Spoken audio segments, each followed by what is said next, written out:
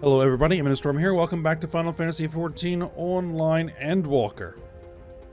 In the last episode, we picked up Eorzea for our little adventure here. And then we headed out into the bounty to locate these ruins, which we did find, fought our way through, and reached this treasure vault here beneath the waters. And reached this device here. And when we went to investigate, Varshan showed up, which is, well, Vitra, and stopped us. And then revealed that this is, in fact, a small void gate.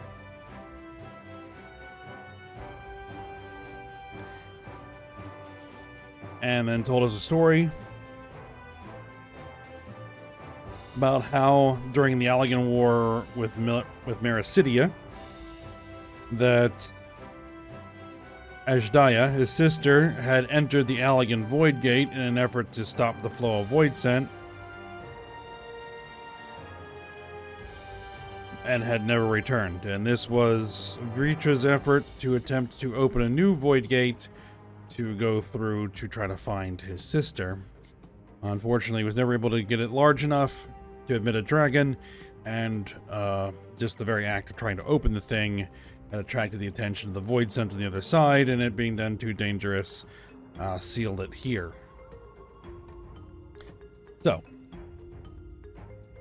kind of where we're at the moment. Y'shtola is obviously interested in all of this because, well, that's a way of traversing between worlds. Even if it doesn't go to the right one, its principles might still be applicable. So, let's see what she has to say. They managed to not only expand the fissure, but also manipulate it as one might a gate. Astonishing. Is there any chance I could learn more of how this feat was accomplished? Varshan? I'll tell you what I can. First, however, I must return to the High Crucible and arrange to replace the guardians you so handily destroyed. It will not do to leave this place, leave the gate undefended. My apologies. We were perhaps a touch zealous in a rush to uncover the vault's secrets. If the constructs can be repaired, we would be happy to offer our assistance. That would not be necessary. What does I retain spare vessels for myself? We keep duplicate guardians on hand for such eventualities. In any case, we should return to Rastadan.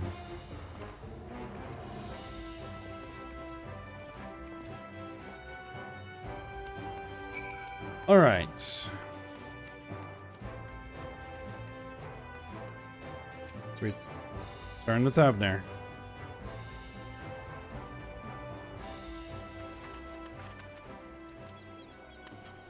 All right, we now need to go visit Varshan in the High Crucible of Alchemia.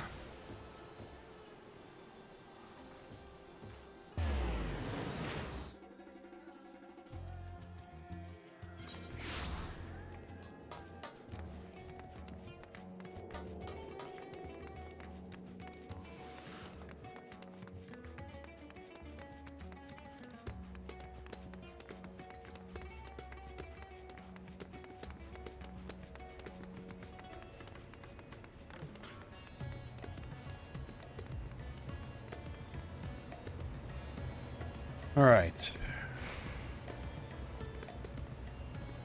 Oh, over here. Wrong pile of people. Eorzea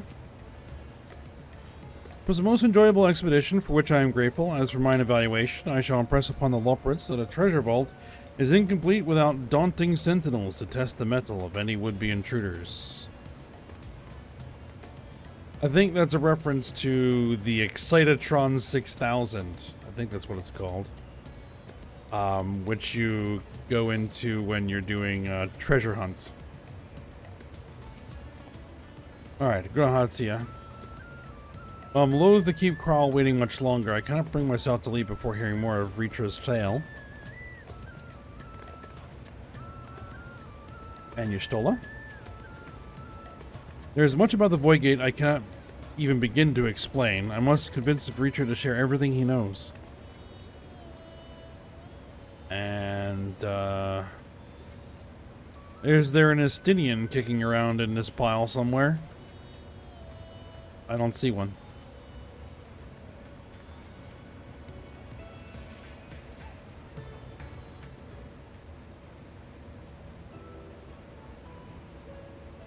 I promise we'll discuss the Void Gate further, but first I must attend to the matter of the Vault Sentinels.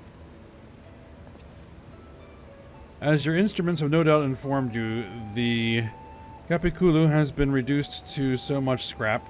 Please bring a new one out of storage and see that it is conveyed to the post along with some few lesser constructs. Was it tomb robbers? Fiends born of the Tower of Zot? Why, the sisters do not tell me of blasphemy yet roams free. No, it, was kind of my bad.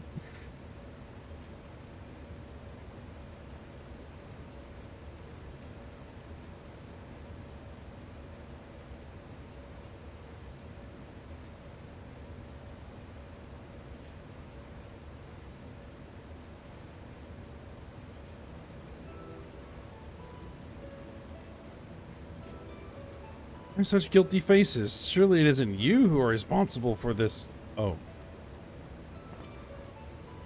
Well, the details aren't important. I shall see it done immediately.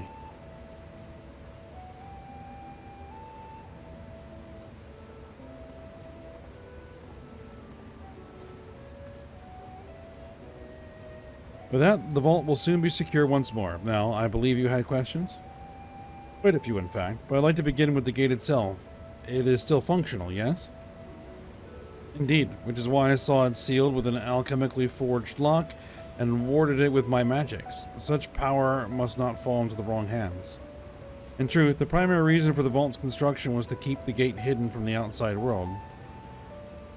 So much effort for such a little door. That little door you speak leads to an abyss teeming with unspeakable horrors. That said, in its current state, it would admit only the lowliest of void sent, and from this side, no man would be able to pass through. No man? I should think Alphino would fit, given a firm enough push. Physical side is only one consideration. The true restriction hinges upon the etheric density of the soul in transit. And yet you succeeded in expanding this diminutive portal and sending your simulacrum to the 13th. Thanks to my brilliant alchemists. I should have destroyed the anomaly when I found it, but instead I bade them devise a means to control it. After much experimentation, they accomplished the impossible. A method was conceived by which my magics could manipulate the fissure and transform it into a serviceable gate. But the process has long since been forgotten. Once I'd given up searching for Ajdaya, there was no need to preserve such esoteric and dangerous knowledge. Thus has the gate lain dormant for years uncounted. Our own passage to the 13th was made relatively simple thanks to the Crystal Tower. An ancient mechanism channeled the tower's vast stores of energy to open a void gate, one bound to a covenant made with the Cloud of Darkness. Once that sovereign entity was beaten back, however, the covenant was broken and the doorway severed from its connection to the void.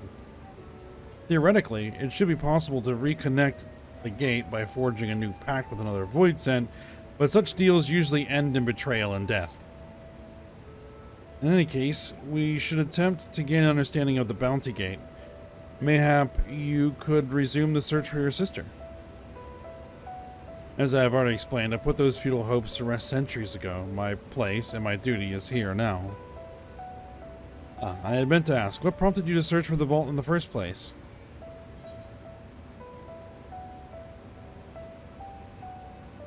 It was all Estinian's idea.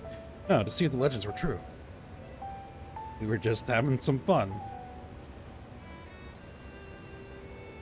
As you have seen, the fabulous wealth from the stories is quite real, if not its rumored origin, but I'm afraid I must assert a prior claim.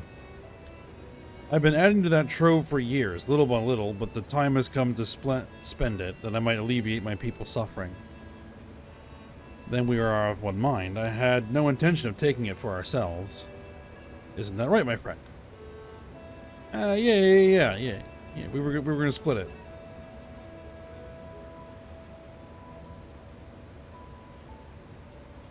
Your Excellency, would you object were I to conduct a closer examination of the gate? I'll make no attempt to open it, of course.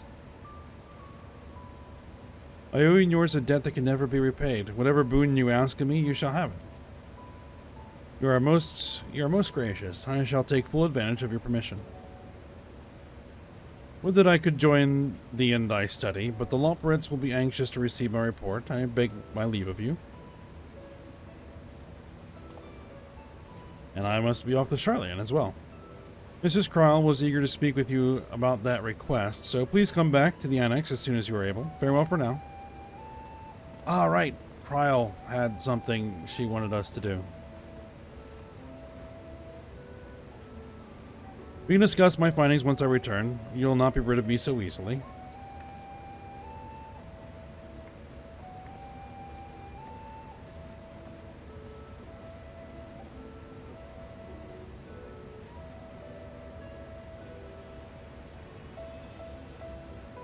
You may now undertake the Chronicles of New Era quest series, Myths of the Realm.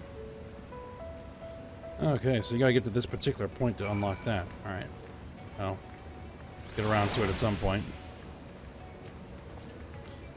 The difficult part in all of this will be deciding how best to put these riches to use. Will you lend me your assistance in these deliberations? Of course. Thank you, Ayame. Ayame and I are in this together. I will follow her example.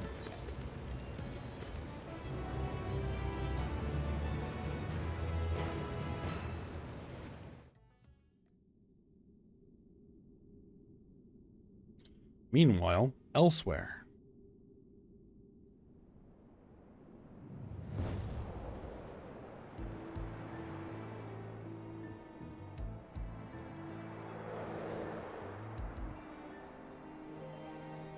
Okay.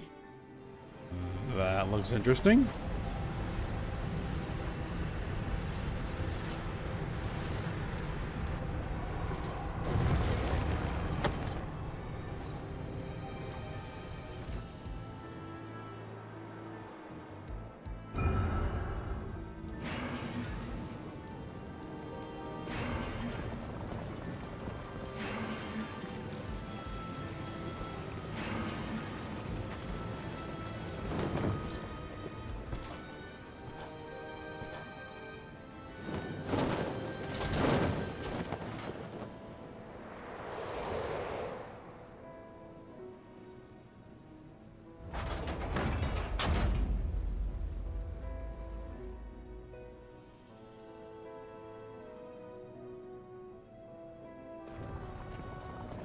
I sense from the breaching of a gate, but it was not instigated from this side. 'Twas thrown open from the other. Ah, so is this the void? Throne of Earth. I too felt it. A rare occurrence, yes, but such a tiny portal is beneath our notice. There are more pressing matters at hand. An opportunity is upon us, the coming of which we have awaited for nigh on 10,000 years. We dare not let it slip our grasp.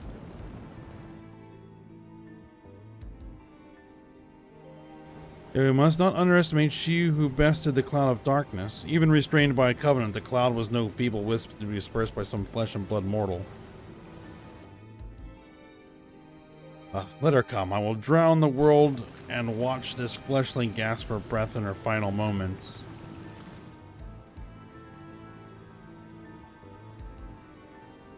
Your zeal is admirable, but forget not our cause. Think back on our struggles beneath this sunless sky. Remember why we cede not our will to fight.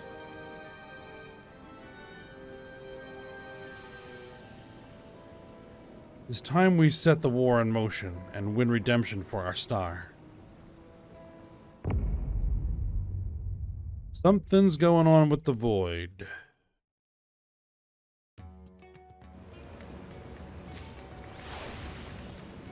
Okay.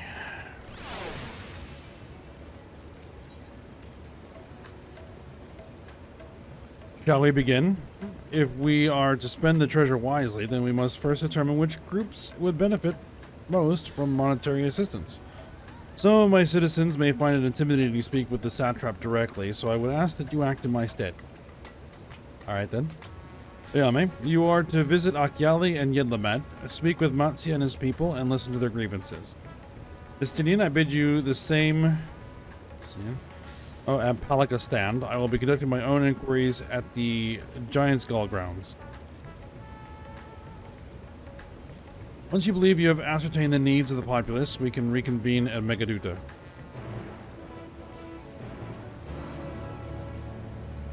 Alright. Let's head back to Akyali.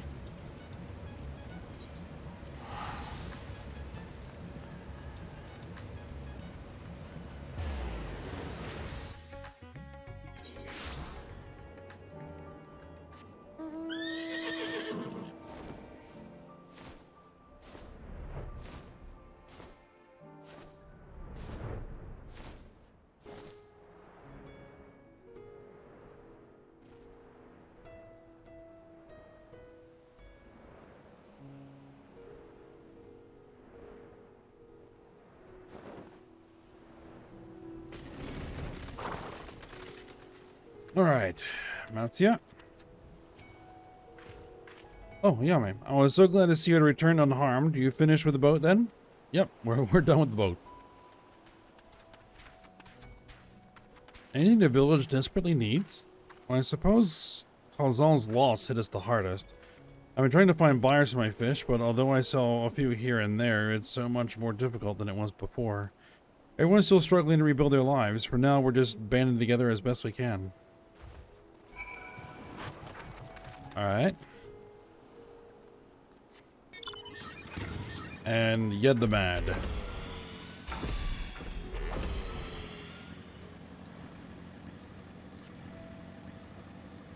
Which we were just at.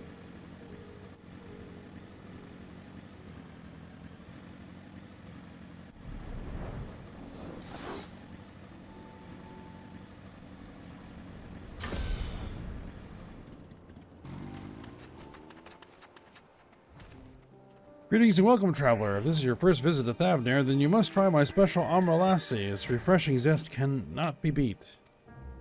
What does such a wonder cost you? Wonder? Normally I part with 3 bottles for a generous price of 19,800 gil, but for you I'm willing to go as low as even 10,000. You're practically stealing from me. Still not turning a profit these days?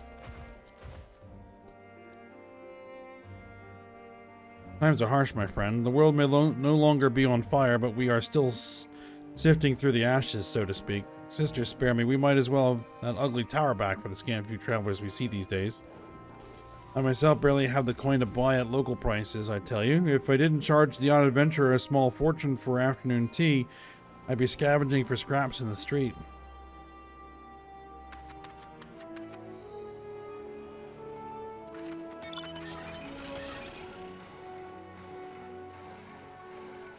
Well, sounds like you gotta get the economy back up and running. Guild staff. What's up? How fares the port? Well, it's in shambles, isn't it? Trade routes are open once more now because the danger has passed, certainly. But no small number of merchants had to sell their ships to make ends meet in the short term. Add to that the sailors we lost in the final days, and it's little wonder the flow of exports is no more than a pitiful trickle.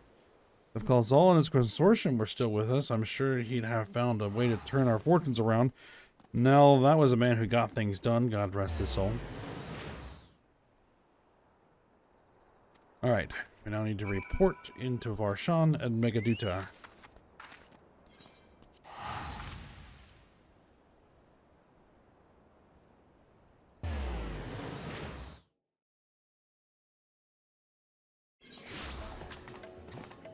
All right.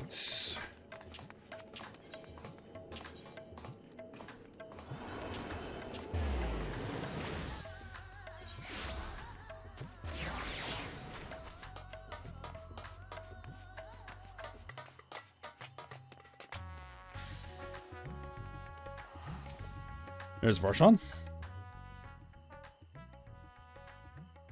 My advisor's return. I have just made it back myself. Why do you retain this vessel now that your true form is known? You could have flown across the island in a fraction of the time. Be that as it may, the sight of a massive creature descending from the sky can be startling to say the least. And there are few places I can enter comfortably without risk of flattening some cart or stall. Yeah, he's rather large. Fair enough. As of my inquiries, the people of Palakistan were unanimous in their reply. They are surviving. Resources were stretched to the limit when refugees were pouring in, but they persevered with some assistance from Yedlamad.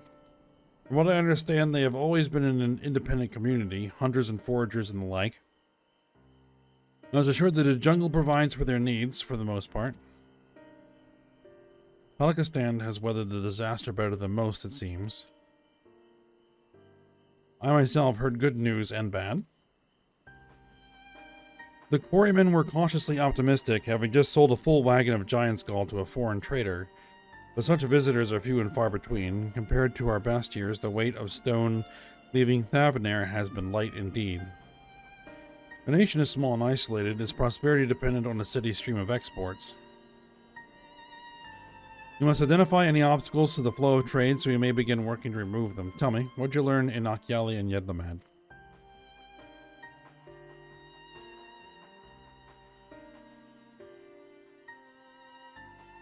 I see. Without a dedicated buyer, the average fisherman must struggle to offload his daily catch, which is why I believe we must first address the lack of ships and shortage of able-bodied sailors in Yedlamad.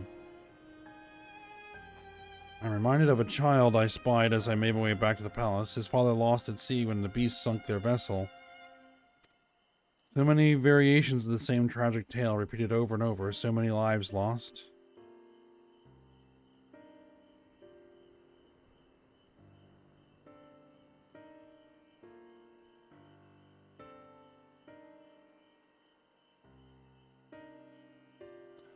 Enough grief to drown in if we let ourselves be overcome, but we will not.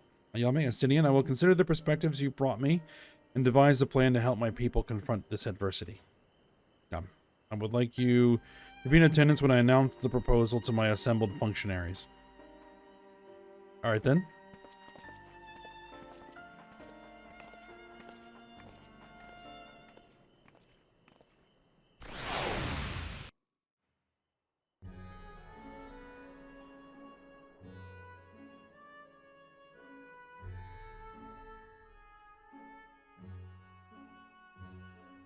I thank you for your attendance. The riches the Radiant Host have retrieved were hoarded in Eorzea's name. A fortune I set aside for a future day of need.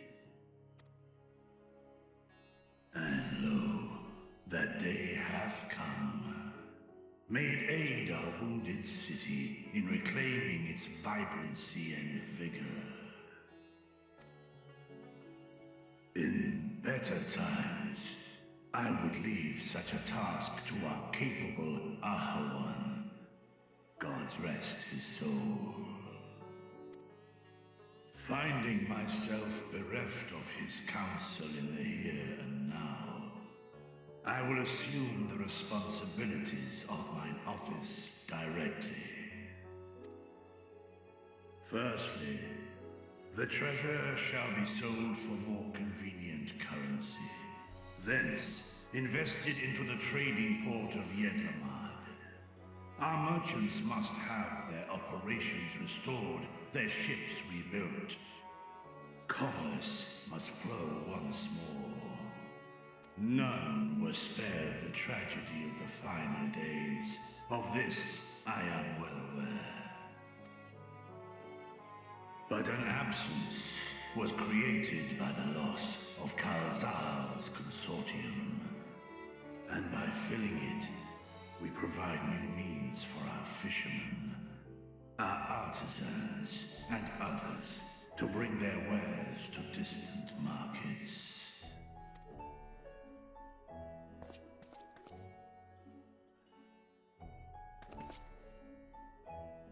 And what of the children who were left without family to care for them? That is a concern. concern which weigheth heavily upon my mind.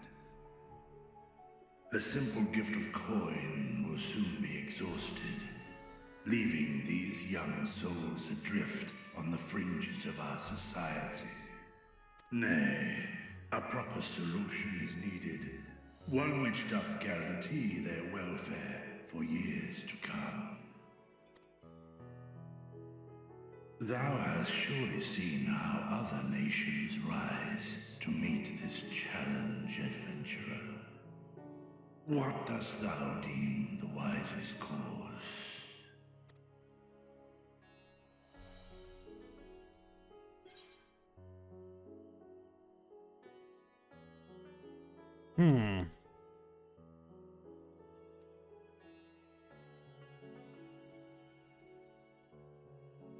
Taxes. Levy them on trade profits in exchange for your investment.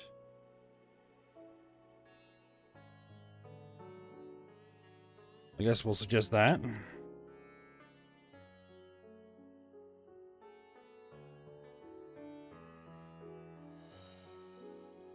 I see. We create a reliable source of revenue. Let us put this idea into practice. A contract shall be written, requiring all who receive of Eorzea's treasure to commit a portion of their future earnings towards the running of an orphanage. Now, such an influential policy is deserving of a worthy name.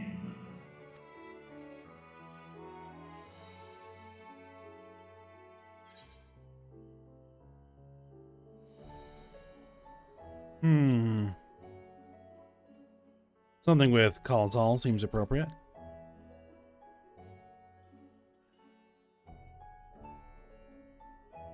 A fitting candidate. Kalzal should be remembered, not as the blasphemy which terrorized Thavne, but as a hard-working and generous man who brought much wealth to our shores. Do any among you object to this proposition? Many here lost loved ones to the beasts. In that time of strife, any one of us could have broken. Any one of us may have been taken by despair. When I think of Kalzal, I feel no hatred. Only a stinging regret that we could not save him as well. Isn't that right, men?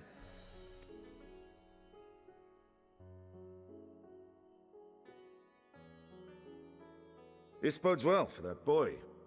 Mirad, was it? Perhaps he can cut ties with that shady peddler. Then let it be done. Henceforth, this initiative shall be known as the Kalzal Foundation.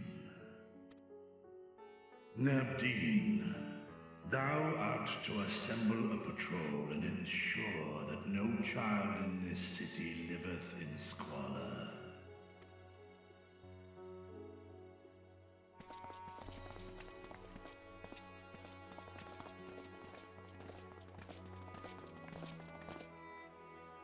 Clerks, see to the management of our funds and make haste. Our citizens must not suffer a day more than is necessary.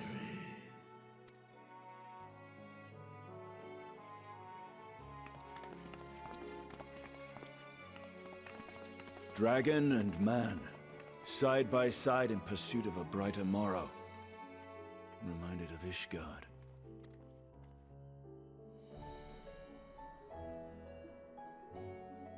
All right, well, progress in cleaning up the mess is proceeding.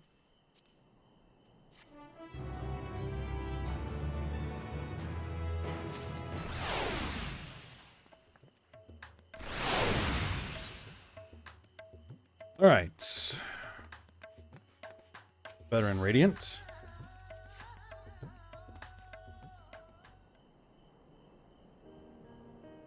Thank you for putting forth Kalzal's name. Those whose lives he enriched will take comfort in seeing his legacy honored.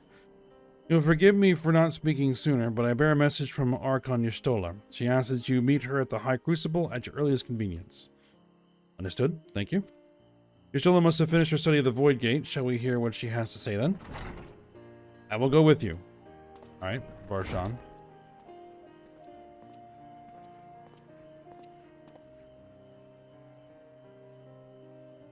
I thought the soundtrap would be too busy setting up the foundation. My clerks have been the well-oiled cogs of this administration since before Ahawan assumed the office. They understand what needs to be done, and I am curious to learn what conclusions your Archon has reached concerning the gate's unique construction. As you wish, allow me to lead the way, Your Excellency.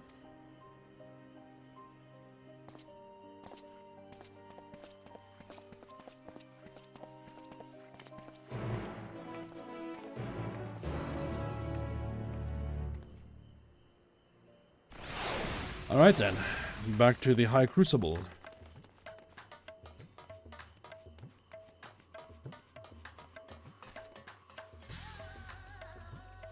The closest is the Aetheryte Plaza.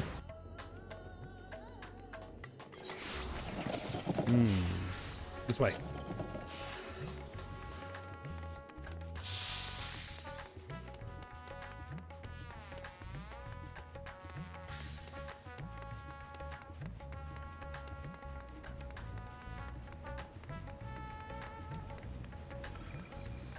All right. Justinian. For one who claims it is too late to save his sister, Reacher seems awfully interested in whatever revelations Y'shtola might have to share. It might carry a little bit of hope still. Varshan. Shall we hear what your scholarly comrade has to say? We shall.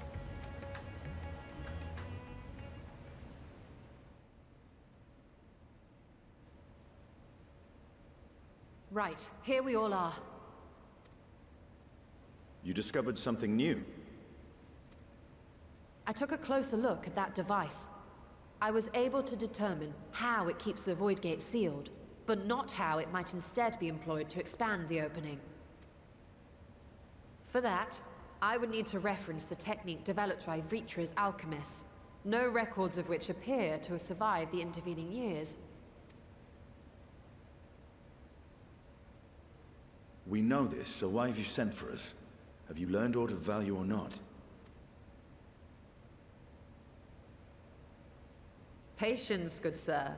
One must introduce the subject before launching into specifics. From what we understand, travel between worlds is accomplished by passing through the nebulous rift which exists between them. Picture, if you will, the moment you were called to the first.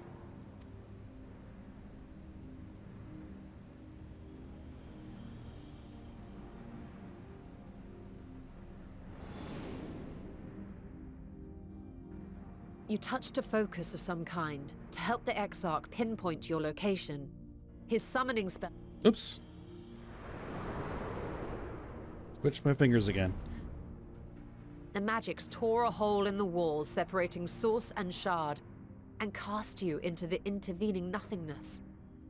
In that place, the laws of nature hold no sway.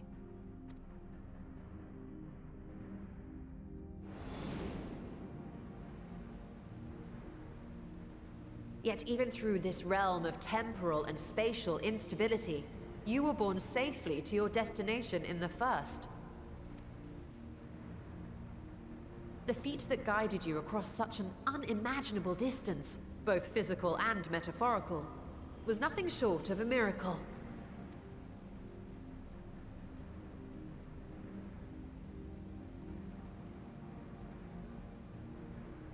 Then what of the many voids sent found in the source? Who guides them here, and how? An excellent question. Though there are several methods by which the Void's denizens might intrude upon our world, the rituals of summoning are the most typical. For example, let us consider the Gargoyle, a creature of middling power.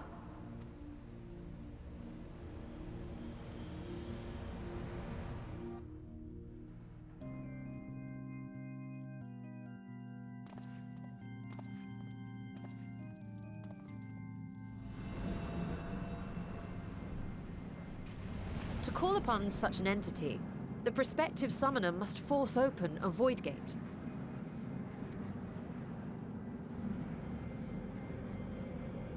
The portal lasts but a moment and is relatively small, allowing only an imp or other lesser being to squeeze through with their physical body intact.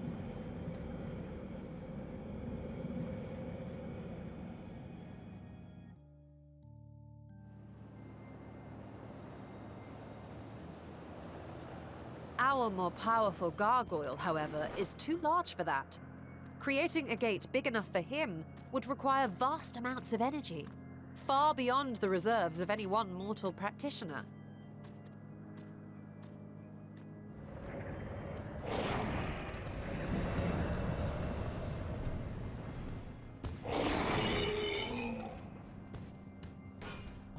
Instead, 'tis far more common to bring over only the entity's soul. We had a taste of that ourselves when a certain exarch dragged us to the First.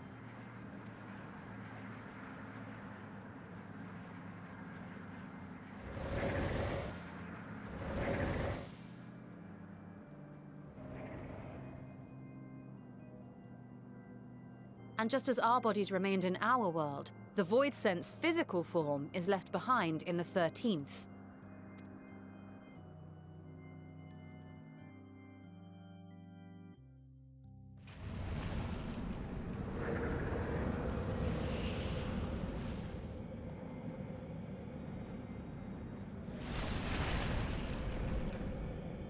Once at its destination, the summoned soul is granted a temporary shell to inhabit. In the gargoyle's case, a stone effigy has proven a suitable vessel.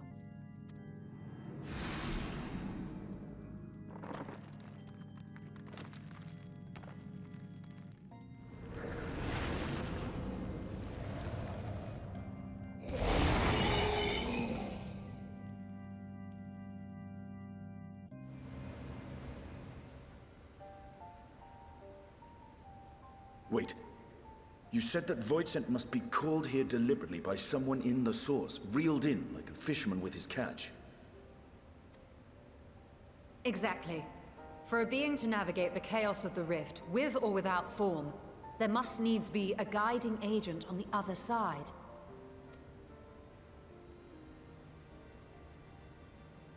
When the hordes poured forth from Alag's Great Gate, it was the technologists who drew them through. Though to my knowledge, planar fissures are in essence natural passages between our world and the void, which require no such guidance to traverse. Why is only the boundary between the source and the 13th so fragile? So much so that it often tears open of its own accord. Well, it was the Ascian's first attempt at a rejoining. That might have something to do with it. I believe solving that mystery is key to understanding travel between the source and its reflections. And how do you intend to get your answers? No, the danger is too great.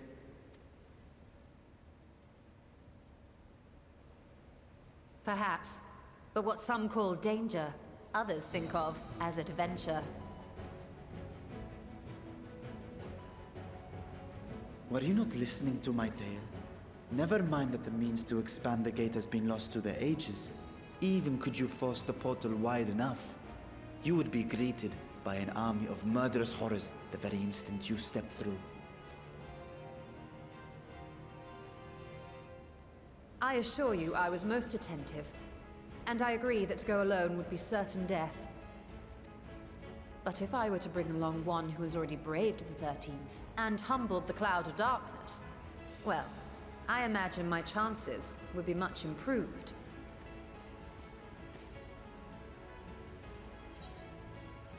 All right. Sounds like we're taking a trip to the 13th. Count me in.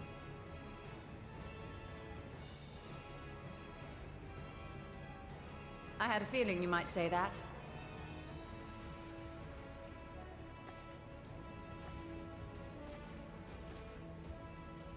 Once again, I put my life in your ever-reliable hands. That said, as much as I would like to march straight back to the Void Gate, there is the small matter of being unable to open it without the Satrap's personal authority.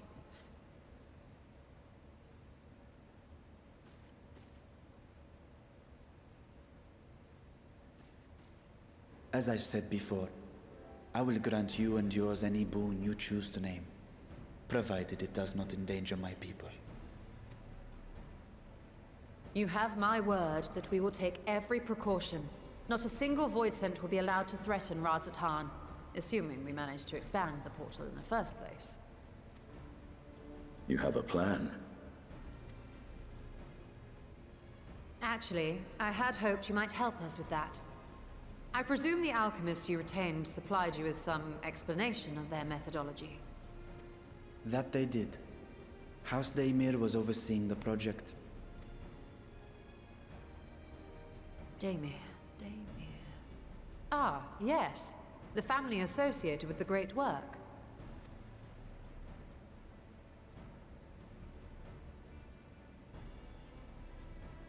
I did not fully comprehend the theory, but their research began with a Voidsent which had slipped through the fissure.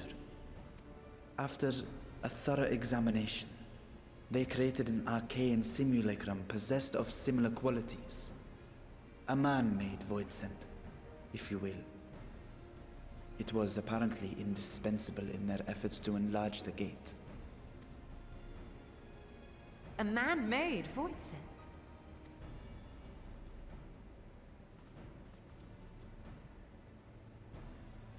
Yes. Being great admirers of the Archons, House Daymir submitted detailed notes to Charlene's official committee. They expected praise and accolades for their simulacrum, and were thus devastated to be informed that their work had been classified as prohibited material. There's a clue. If that's true, then those notes might still be stored in a forbidden archive somewhere. Not Google, of course, since that library had yet to be built. Which leaves us with... Numenon.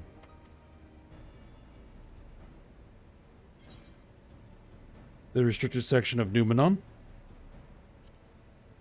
Graha's favorite place to sneak around. Yes, it may very well hold a copy.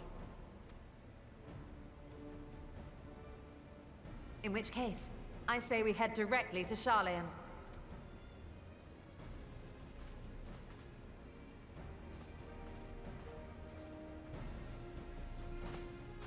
Unless you anticipate needing help to reach the high shelves, I see myself being of little use. Go on ahead. I still need to find Mirad and tell him about the Kalzal Foundation.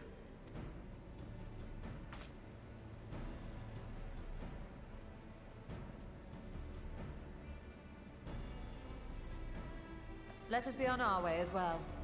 All right. Back to Charlene.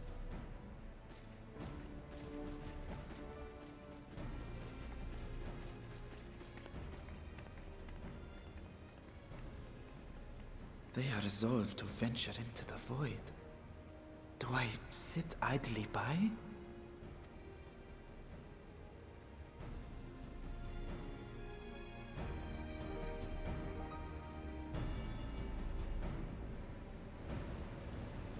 Not anywhere we haven't been before.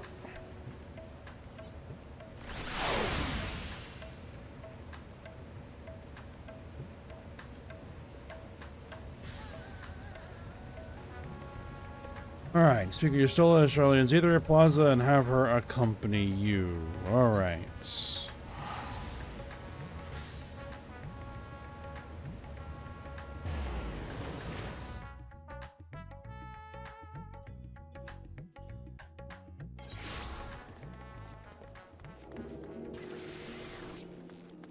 Alright, but actually, I think this might be a good spot to break for now. So yeah, we'll stop here, and then we'll pick this up for next episode. So for now, hope you guys enjoyed it. Thanks for watching. Go ahead, like, subscribe, and comment, and I will see you next time.